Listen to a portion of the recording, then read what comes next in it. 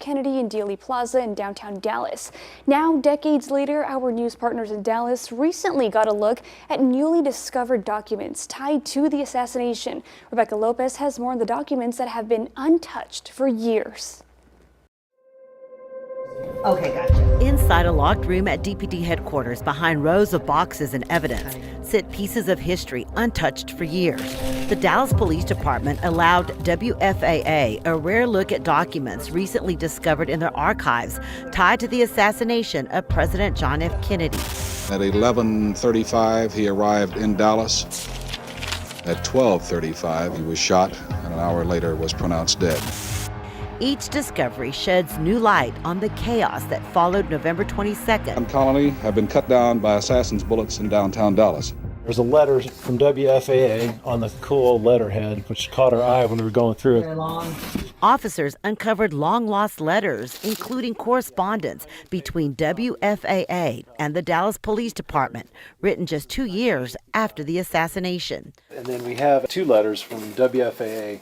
One was sent to Lieutenant George Butler. One of the letters was written by legendary WFAA photojournalist and news director Bert Shipp, who had been at Parkland Hospital that day filming the aftermath as the president fought for his life. And will, to the best of your ability, which I think is such a stunning combination, and the black boot. I noticed that there are a number of hidden zippers in these jackets. Now, what are these for, Betsy? They can't be for, is it for mad money?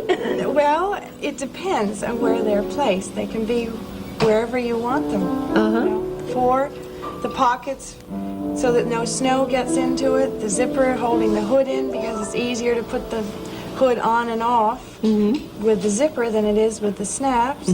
Then there's zippers up the side so that the jacket will fit tightly around the hips, keeping that straight, sleek look that it should have. And very often you'll find a zipper hidden in the arm. Good afternoon, ladies and gentlemen. You'll excuse the fact that I'm out of breath, but about 10 or 15 minutes ago, a tragic thing, from all indications at this point, has happened in the city of Dallas. Let me quote to you this. And you'll excuse me if I am out of breath. A bulletin. This is from the United Press, from Dallas. President Kennedy and Governor John Connally have been cut down by assassins' bullets in downtown Dallas. They were riding in an open automobile when the shots were fired. The president, his limp body carried in the arms of his wife Jacqueline, has rushed to Parkland Hospital. And if you'll excuse me if I give some directions and we talk about what we're going to do here for the next few minutes, but Bobby, let's tape this, if you please, particularly the interview with the eyewitness people. It is being taped good. Here's a piece of copy that was rushed to me and was torn off from the United Press in Dallas. President Kennedy has been shot in Dallas, Texas. He was shot as a motorcade left downtown Dallas. Mrs. Kennedy jumped up and grabbed the president. She cried out. We're standing on Houston Street between Main and the next street over. Jerry, come in, would you please? And the next street over, we watched the president come by and gave him the applaud that is due the office of the President of the United States, and as he turned left, 2 or 3 shots rang out. We thought they were firecrackers until, I thought they did until the last shot rang out and we heard people screaming. This technology to re-examine the idea that one bullet hit Kennedy and Texas Governor John Connally. Luke and Michael Haig are featured on the PBS series Nova in a documentary titled Cold Case JFK. The single bullet theory is all about what it does after it emerges from Kennedy's neck. Does it remain intact? Is it deflected? What happens to its velocity? How fast was it going? That's important to know. What kind of damage can we expect it to do to another gunshot victim, such as Connally, or to the car? In these 3 feet, the space between Kennedy and Connally, lie the answers that prove or disprove the single bullet theory. They'll start with the soap. It's very similar to Neutrogena, that clear amber soap that you can see through. This has the same density and the same resistivity to penetration as muscle tissue. I've also put this cloth on here so we can see a phenomenon called bullet wipe. Range is hot. 5, 4, 3, 2. And Luke and Michael Haig join us this morning. Good morning. Conventional forces and increase the number of U.S. advisors in Vietnam from 400 to 16,000.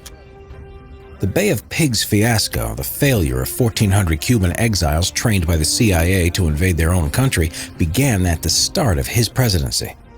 Years since one of the darkest days in Dallas and American history. November 22nd, 1963, President John F. Kennedy shot and killed while riding through downtown Dallas in that presidential motorcade. He died at Parkland Hospital. Kennedy's assassination, stunning and shocking the nation, the world.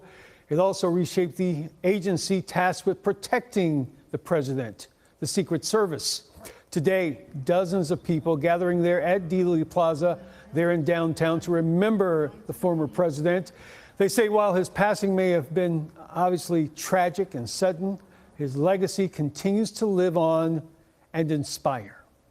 President Kennedy gave a lot of hope to people, and it continues on after his generation, with lots of young Americans now, still. 1963. We're originating our program in Washington, where funeral and burial services for John Fitzgerald Kennedy take place today. We'll be on the air for 2.5 hours instead of our customary 2 hours. And with me in the NBC Washington studios is our Washington correspondent, Martin Negronsky. The police said, "We're going to bring him down. You got about 5 minutes to get in position." I picked my spot. I pre-focused my camera. They're stepping into the opening. All of a sudden, somebody comes out to my right, quickly, 2 steps, real fast. Arrested the accused killer, Lee Harvey Oswald. Oswald denied it. I didn't shoot anybody. He said somebody had set him up. I'm just a patsy. But when the Dallas police searched his belongings, they found these. 2 photos of Oswald posing in his backyard. Assassination, more than 63,000 pages of unredacted files, long held secret, are now public. The drop did not reveal any bombshells. Well, of course, it was a horrible experience.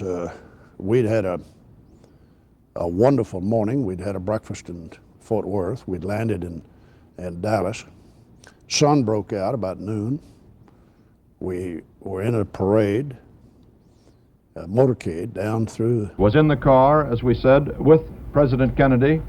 He slumped into her lap, and she is said to be bearing up reasonably well. Stunned. Between the hisses and the crackles,